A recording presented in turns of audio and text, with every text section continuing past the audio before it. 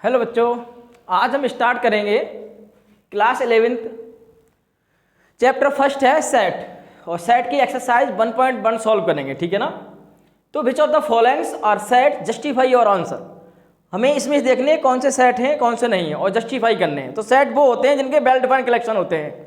जैसे ये बोल दें हम कि all natural numbers less than 20 या लेस देन 30, तो लेस देन 30 बोलेंगे तो 1 से लेकर 29 तक नेचुरल नंबर होंगे। चाहे कितने भी स्टूडेंट से पूछिए, वो सभी के आंसर एक ही होंगे। ठीक है ना। तो ऐसे वेल डिफाइंड जो कलेक्शन होंगे वो सेट होंगे, अन्यथा वो सेट नहीं होंगे। तो फर्स्ट ये कह रहा है the collection of all month of a year beginning with the letter J. तो जो मंथ होते हैं, ईयर में मंथ हैं 12, और उसमें से वो मंथ हमें लिखने हैं जो किससे स्टार्ट होते हैं, जे से। तो भैया ये तो वेल डिफाइंड कनेक्शन है।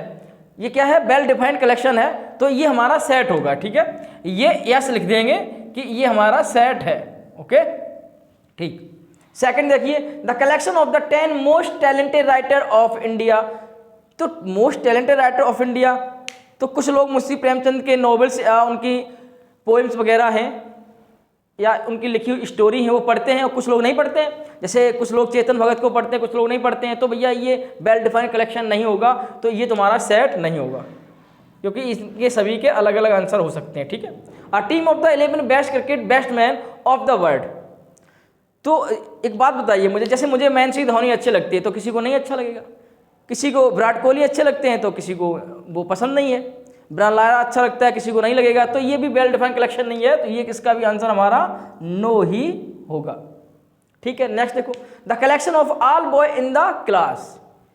अब कोई क्लास जैसे मान लिया 11th है या 12th है, तो ये बोल दिया उसने all boy in the class, class में जितने भी बॉय हैं उन सभी का कलेक्शन बनाइए। तो जैसे फर्स्ट स्टूडेंट में भेजता हूँ क्लास में, मैंने बोला कि सभी के नाम लिख के लाओ, तो वो उसने सभी के नाम लिखा और ब्रैकेट में बंद कर दिया, एक सेट बना दिया। दूसरे को भेजा, वो भी वही करेगा, तीसरे को भेजेंगे वो भी वही करेगा, सभी के आंसर सेम आएंगे। इसका मतलब ये है कि ये वेल डिफाइंड कलेक्शन है, तो ये सेट होगा। ठीक है। The collection of all boy in the class, तो ये हमारा सेट है, ये भी सेट है। ठीक है, ये सेट ऊपर वाला नहीं था। आगे क्या है? The collection of all natural number less than 100। कितना? Less than 100। तो 100 के नीचे जितने भी लेस देन नंबर हैं, नेचुरल नंबर्स हैं, उनको हम लिख सकते हैं। ठीक है ना, 1 से लेकर 99 तक। तो ये हमारा सेट होगा। यस, ये हमारा एक सेट होगा। नेक्स्ट देखो, a collection of novels written by the writer Munshi Premchand. तो मुंशी प्रेमचंद के द्वारा लिखे हुए जितने भी नॉवेल्स होंगे वो फिक्स ही होंगे। ठीक है, वो अगर किसी को भी पूछोगे तो पूरी लिस्ट बनाएगा, तो सभी की लिस्ट सेम होगी। ठीक है, तो ये भी तुम्हारा सेट होगा। यस, ये सेट है हमारा। ठीक। अ collection of all even integer. Integer तो बहुत सारे होते हैं, माइनस में भी होते हैं, प्लस में भी, जीरो भी इंटीजर है, लेकिन उसने क्या बोला है? Even integer. तो इवन इंटीजर तो फिक्स हो गए ना, जैसे इंटीजर देखो ऑड भी देखोगे इवन भी देखोगे, लेकिन उसने कह दिया इवन इंटीजर, तो फिक्स हो गया, वेल डिफाइंड कलेक्शन है, तो ये भी yes. A collection of question in the chapter. किसी चैप्टर में जो क्वेश्चन होंगे वो फिक्स ही तो होंगे। ऐसा तो है नहीं कि एक स्टूडेंट की बुक में मान लिया 150 क्वेश्चन है और उसी क्लास का दूसरे स्टूडेंट की बुक में उसी चैप्टर से 200 क्वेश्चन हो गए, ऐसा तो हो नहीं सकता, तो वो फिक्स होंगे। ये भी तुम्हारा सेट है। Yes. A collection of most dangerous animals of the world. ये सेट होगा कि नहीं होगा? देखो भैया, कुछ लोगों को जो लायन होता है ना, शेर होता है, उससे डर लगता है, किसी को नहीं लगता है, किसी को डॉग से बहुत ज़्यादा डर लगता है, किसी को नहीं लगता है। तो सभी के आंसर डिफरेंट हो सकते हैं। जो most dangerous animals in the world, ये ऑफ द वर्ल्ड, ये इसका मतलब ये सेट नहीं हो सकता है। तो इसका आंसर भी मेरा क्या होगा? नो, इसका ये सेट नहीं हो सकता। ठीक है, ये नोट करो, आगे बढ़ते हैं।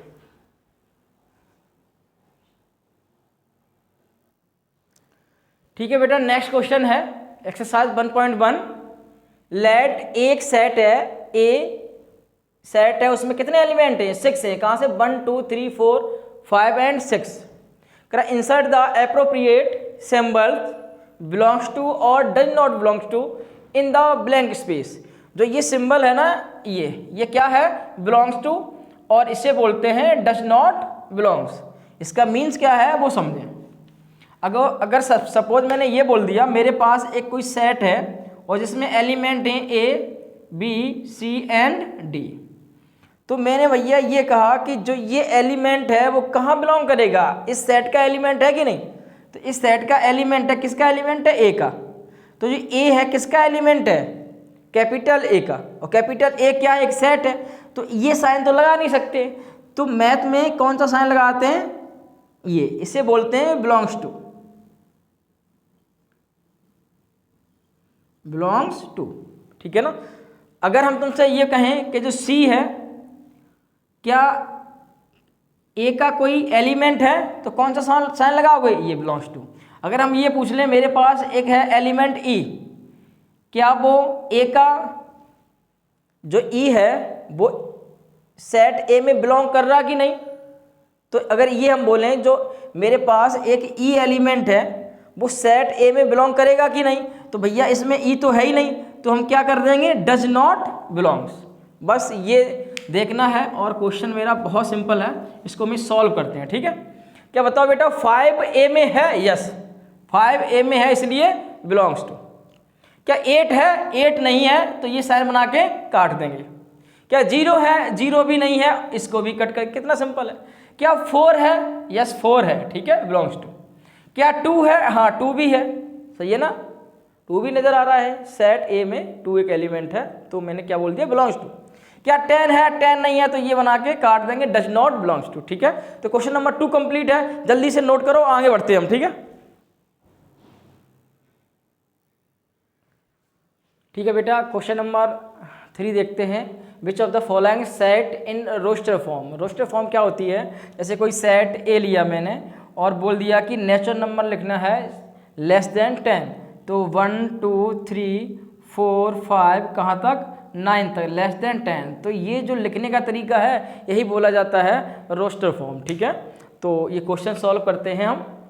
तो ये कह रहा है फर्स्ट पार्ट में कि a equal x such that x, अगर ऐसा लिखा है कहीं इस तरह से लिखा है तो इसे पढ़ेंगे सच दैट। क्या पढ़ेंगे, सच दैट। हिंदी बोलते हैं कि जो x है ना वो इस प्रकार है, तो अब x के बारे में बात करेगा आगे, ठीक है। तो इसी तरह उसने कहा है कि a इक्वल मुझे दे रखा है एक सेट में कि x such that x is N integer, and जो कंडीशन है वो ये दे दी कि -3 से और 7 के बीच में होगा, ठीक है ना। तो ठीक है, इसको मैं सॉल्व करते हैं फर्स्ट को।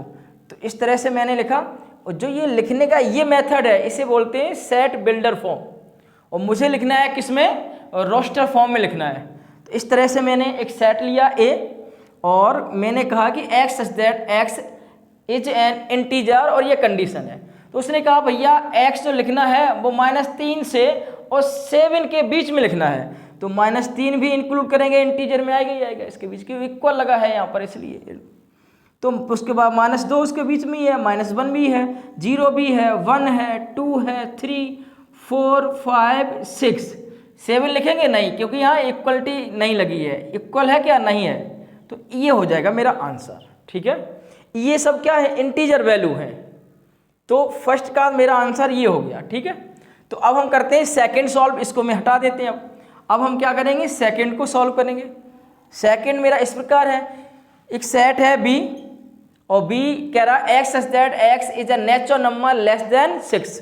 क्या लिखने हैं, नेचुरल नंबर लिखने हैं, और 6 से लेस, तो क्या क्या हो सकता है, 1 2 3 4 5, क्या 6 लिखेंगे नहीं, उसने कहा है कि लेस देन 6, तो 5 ही तक रहेंगे। इसका मेरा ये आंसर हो गया, यही रोस्टर फॉर्म है, ठीक है। आगे बढ़ते हैं इसी क्रम में, इसको हटाते हैं। अब मेरा देखो थर्ड पार्ट, एक सेट है सी, और उसने इस तरह डिफाइन किया है, सेट बिल्डर फॉर्म में डिफाइन किया है। अब मुझे चेंज करना है रोस्टर फॉर्म में, कह रहा है x such that x is an 2 digit natural number. 2 digit natural number अगर मैं बोलूँ तो 10 1 0 2 डिजिट हो गए, 11 इसमें भी 2 डिजिट है, 12 इसमें भी 2 डिजिट है। तो यही कह रहा है कि जो भी नेचुरल नंबर लिखना है उसमें कितने डिजिट होने चाहिए, 2 डिजिट होने चाहिए, ठीक है। तो मैंने भैया शुरू किया, और आगे क्या कह रहा है वो भी पढ़ लो। Natural number such that the sum of the its digit is 8, और ये भी कहा, जैसे सपोज मैंने मान लिया मैंने 1 और 0 लिख दिया, 2 डिजिट तो है, लेकिन इन दोनों डिजिट का अगर सम किया जाए क्या 8 है, नहीं है, तो इसको मैं नहीं लिख सकती। तो जैसे मैंने 1 लिखा और उसके साथ लिख दिया मैंने 7, और दोनों अगर डिजिट को ऐड करें तो क्या 8 आएगा? बिल्कुल आएगा। उसके बाद 2 लिखा तो यहाँ पर कितना हो जाएगा? 6 होगा। यहाँ पर अगर 3 लेता हूँ तो यहाँ पर 5 होगा, यहाँ 4 लेता हूँ तो यहाँ 4 ही लिखना पड़ेगा कि दोनों डिजिट का सम कितना होना चाहिए? 8 होना चाहिए। इधर मैंने 5 किया तो इधर 3, 6 किया तो इधर 2, इधर 7 किया तो इधर 1, और एक ये भी हो सकता है 8 और 0, क्योंकि दोनों डिजिट हैं, इनको ऐड करोगे तो क्या हो जाएगा? इन दोनों को अगर ऐड करें 8 + 0 को तो 8 ही आएगा, तो सम कितना आएगा? 8 आएगा। तो इसका जो आंसर है मेरा ये रहा। ठीक है, ये किस फॉर्म में लिख रहे हैं? ये मैं लिख रहा हूँ रोस्टर फॉर्म में। ठीक है, किस फॉर्म में पूछ रहा है? रोस्टर फॉर्म में पूछ रहा है। ठीक, आगे बढ़ते हैं इसी क्रम में। इसको हटाता हूं मैं। ये इसने बोला है कि एक सेट है डी कि भाई x such that x is a prime number which is divisor of 16। Prime number लिखने हैं और वो 60 को क्या करें? डिवाइड करें। तो मैंने यहाँ से शुरू किया, भैया 2 से अगर डिवाइड करें 60 में, 2 से भी डिवाइड हो रहा है, तो जो 2 है ना वो मेरा प्राइम नंबर है। 1 प्राइम नंबर नहीं होता इसलिए नहीं लेते हैं। 3 का अगर डिवाइड करें तो 60 पूरा पूरा कटेगा तो 3 भी होगा। उसके बाद 5 से डिवाइड करें तो ये भी होगा, और ये प्राइम भी है। अब तो सर 10 भी लिख दो तो 10 प्राइम नहीं है, कंपोजिट है। उसके बाद आगे कहोगे सर 15 लिख दो तो 15 भी क्या नहीं है? प्राइम नहीं है, कंपोजिट है। तो अब मेरे इतने ही आओगे। ठीक है, ये आंसर क्लियर है बेटा? क्लियर है बात बेटा? अब इसी तरह से मैं आगे बढ़ेंगे और क्वेश्चन नंबर मेरा है 5। ठीक है, इसे हटा देता हूँ। क्वेश्चन नंबर मेरा कौन सा है? 5। ये इसमें ये कह रखा है उसने E = दे रखा है the set of the all letters in the word trigonometry. तो ट्रिग्नोमेट्री ये ध्यान रखें, इसमें कोई भी वर्ड रिपीट, जैसे टी है और तुमने टी यहाँ पर 2 बार लिख दिया तो हम 2 बार नहीं लिख सकते हैं। जैसे ट्रिग्नोमेट्री में बहुत सारे लेटर डबल हैं, जैसे टी यहाँ पर है, टी यहाँ पर भी है, आर यहाँ है, आर यहाँ पर, तो एक ही बार लिखेंगे। तो मैंने टी लिखा, कॉमा लगा दिया, उसके बाद आर आया, कॉमा लगा दिया, उसके बाद आई आया, देखना कोई रिपीट ना हो, उसके बाद जी है, कॉमा लगा, जब तक रिपीट ना हो तब तक लिखते जाओ। ओ है, कॉमा लगाया, एम है, कॉमा लगा दिया, उसके बाद यहाँ पर देखो ओ है, एन भी है तो एन भी लिख देते हैं, एन। उसके बाद ओ आया तो भैया ओ लिख चुका हूँ। उसके बाद आया है एम, तो इसमें एम नहीं है तो एम यहाँ पर लिखो। उसके बाद ई लिखा है, ई इसमें नहीं लिखा मैंने, ई एक बार लिख दो। उसके बाद भैया टी भी लिख दिया मैंने, आर भी लिख रखा है, और उसके बाद आ रहा है बाई, तो ये मैंने बाई लिख दिया। यही मेरी रोस्टर फॉर्म है। ठीक है, इस तरह से मैं सॉल्व करेंगे। इसके बाद लास्ट वाला देखो, ये कह रहा है एफ एक सेट है मेरे पास, कह रहा the set of the all letters in the word of waiter. तो इसी तरह लिखना, बी लिखा मैंने, ठीक है, ई को भी मैंने लिख दिया, टी भी लिख रखा मैंने, ठीक है, टी इसमें 2 बार है तो एक ही बार लिखेंगे। उसके बाद नंबर आया ई का, तो ई लिख चुका हूँ, नहीं लिखूंगा। उसके बाद आया आर का, तो ये मेरा फिर एक सेट बन गया, और किस फॉर्म में लिखा है? रोस्टर फॉर्म में। ठीक है, ये क्वेश्चन मेरा कंप्लीट हुआ, तो आप लोग इसको नोट कर लो, फिर आगे बढ़ते हैं।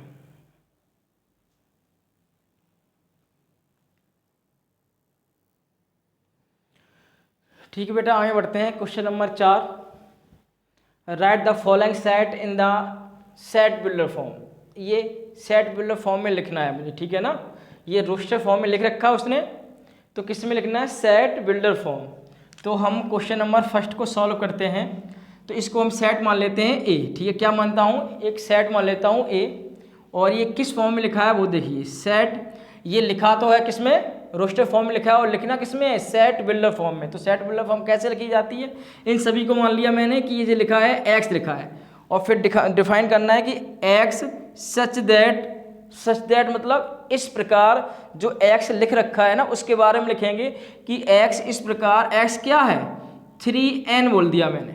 अगर ये 3n है तो n को डिफाइन कीजिए, तो एंड हम ऐसे लिख देंगे, जो n है मेरा, n है वो कहाँ से कहाँ तक है? 1 से, और कहाँ तक है बताओ?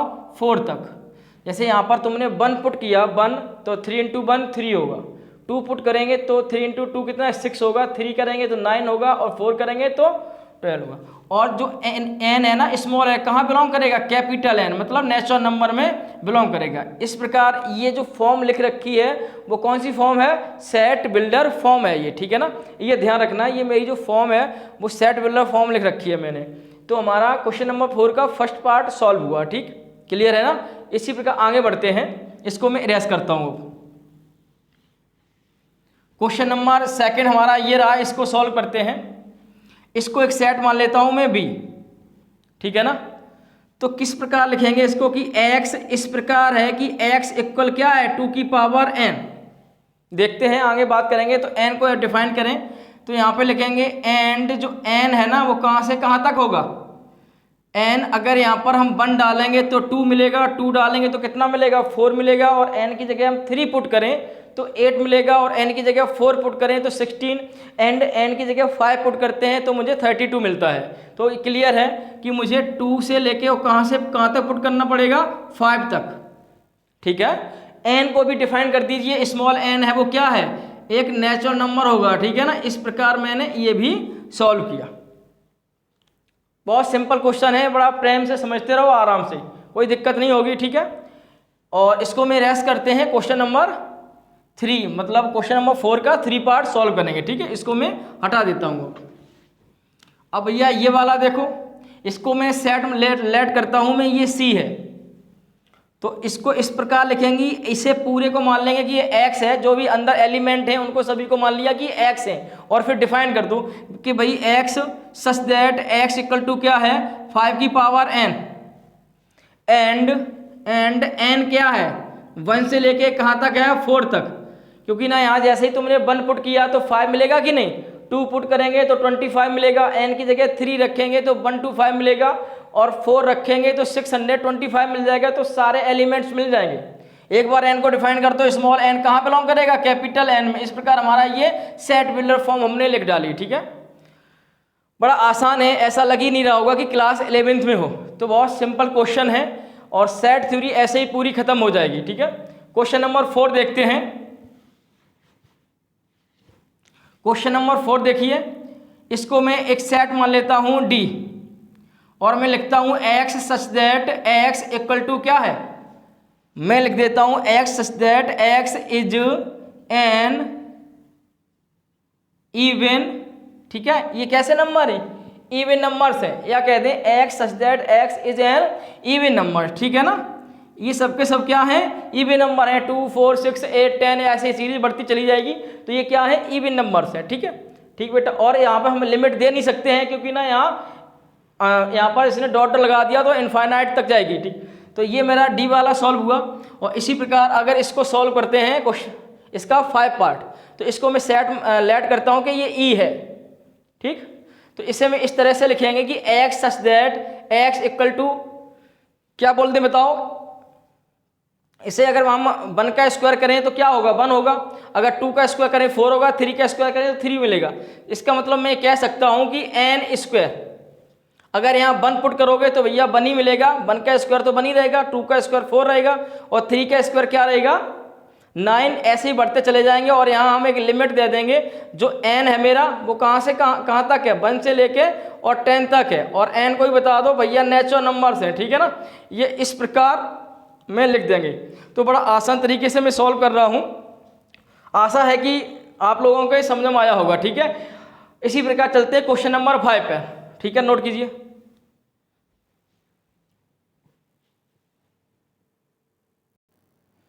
ठीक है बेटा, नेक्स्ट क्वेश्चन देखते हैं। List all the element of the following set. इनमें से इस फॉर्म में लिखा है, सेट बिल्डर फॉर्म में लिखा है, तो इसको सेट फॉर्म में लिखना है, ब्रैकेट में बंद करके कॉमा लगा के लिखना है। ठीक है, तो मेरा फर्स्ट क्वेश्चन है, फर्स्ट को मैं सॉल्व करता हूँ। कह रहा x such that x is an odd natural numbers. मेरा सेट क्या है ए है, और इसको किस फॉर्म में लिखना है कि ऑड नेचुरल नंबर्स होने चाहिए। तो ऑड नेचुरल नंबर कौन से होते हैं, 1 होता है, 1 होता है, 3 होते हैं, 5 होते हैं, 7 होते हैं, कहाँ तक इनफाइनाइट तक लिखते रहेंगे। ऐसी कोई लिमिट तो उसने बताई नहीं, तो इस तरह से इसको मैं सॉल्व कर दूंगा। ठीक है, सेकंड देखो, सेकंड में क्या है कि x such that x is an integers, integer value लिखनी है, और -1/2 और 9/2 के बीच की लिखनी है। तो देखो कैसे लिखते हैं इसको, तो -1/2 और 9/2 के बीच की लिखनी है। तो क्या आएगी इंटीजर वैल्यू 0 1 2 3 एंड 4, ये आ जाएंगी वैल्यू, ये ध्यान रखें। ठीक है, नेक्स्ट देखो क्वेश्चन नंबर 3। इसमें ये बोला है कि x such that x is an integers और कंडीशन कह दी x square less than equal 4। इसमें कौन कौन सी वैल्यू रखें कि ये इनक्वलिटी होल्ड हो जाए। तो क्वेश्चन नंबर 5 का पार्ट 3, तो यहाँ पर सेट दे रखा है सी, तो इसको कैसे लिखेंगे।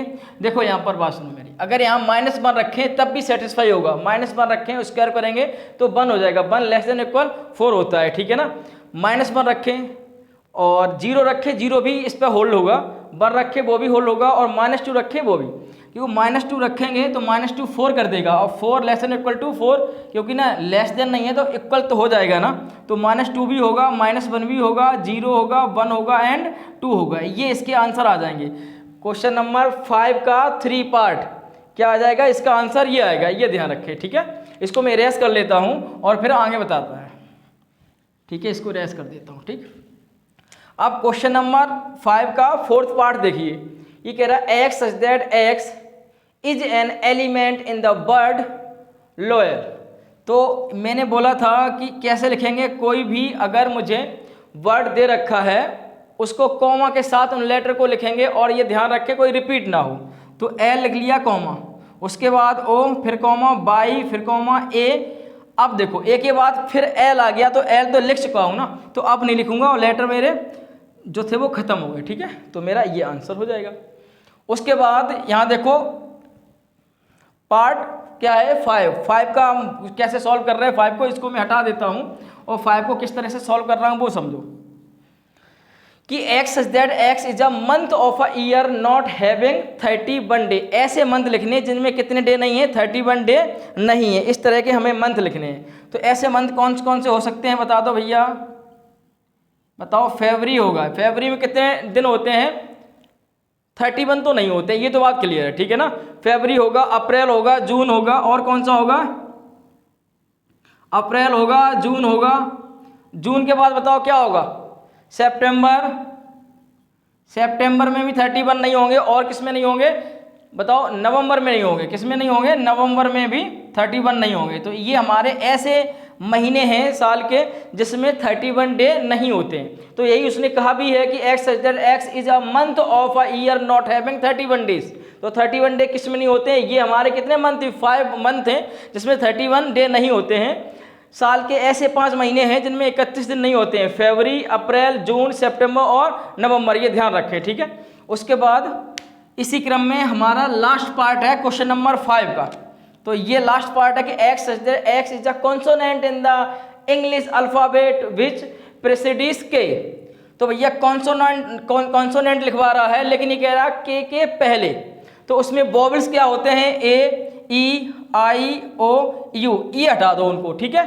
तो भैया ये जब हटाएंगे तो मैं लिखता हूँ ए हटा दिया तो क्या है, बी, सी, ई आएगा, डी आएगा। उसके बाद ई तो यहाँ लिखा है, ये वोवेल से कॉन्सोनेंट तो है नहीं, इससे नहीं लिखेंगे। एफ और जी, एच, आई आएगा नहीं, आई, उसके बाद जे, और फिर तो के आएगा, लेकिन उसने ये कहा के से पहले, तो ये हमारे हो जाएंगे, ठीक है। इस प्रकार क्वेश्चन नंबर 5 हमारा खत्म हुआ। नेक्स्ट लास्ट क्वेश्चन है क्वेश्चन नंबर 6, उसको हम करेंगे। तब तक एक बार इसको समझ लो, फिर आगे बढ़ते हैं।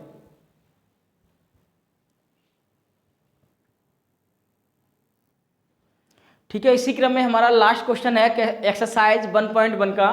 तो इसमें ये कह रहा है match each of the set on the left in the roster form. तो रोस्टर फॉर्म लेफ्ट साइड में रोस्टर फॉर्म लिखी, राइट साइड में set builder form. Roster form with the same set on the right describe in the set builder form, ठीक है ना। तो left side में क्या लिख रखा है उसने, रोस्टर फॉर्म, और राइट साइड में सेट बिल्डर फॉर्म।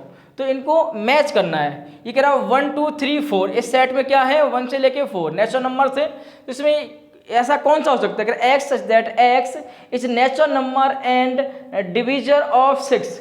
अच्छा, ये कह रहा है कि इसमें जो भी नेचुरल नंबर हैं इसमें से कौन सा मैच करेगा, तो मुझे तो सी लग रहा। क्यों कि x such that x is a natural number, तो नेचुरल नंबर तो है ही। ये भी कह रहा है एंड डिविजर ऑफ 6। तो क्या ये सभी नंबर 6 को पूरा कैंसिल आउट करेंगे, तो 4 तो नहीं करेगा ना, 4 नहीं करेगा, ठीक है, ये तो फिर नहीं हो सकता है। अब यहाँ देखो, ये देखो x such that x is a prime numbers and divisor of 6। कैसे लिखने, प्राइम नंबर लिखने। क्या ये प्राइम है? नहीं है, ये भी नहीं हो सकता है। यहाँ देखो कि x such that x is N odd natural number, कैसे लिखने, ऑड लिखने, तो ऑड तो ये भी नहीं है, ये भी ध्यान रखें, ठीक है। तो एक मिनट रुको, x such that x is a natural number, तो ये भी नहीं, मुझे लगता है हमने कहीं गलत लिख दिया। एक मिनट रुक जाओ, ठीक है, मैं देख लेता हूँ।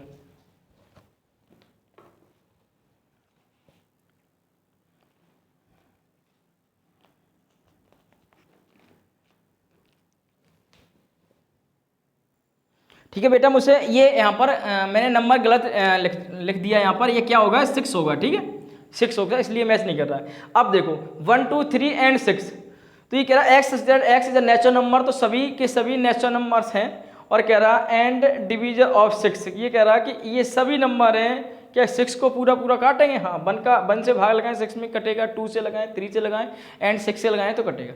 तो मेरा जो 1 का है वो कौन सा होगा, सी, ठीक है।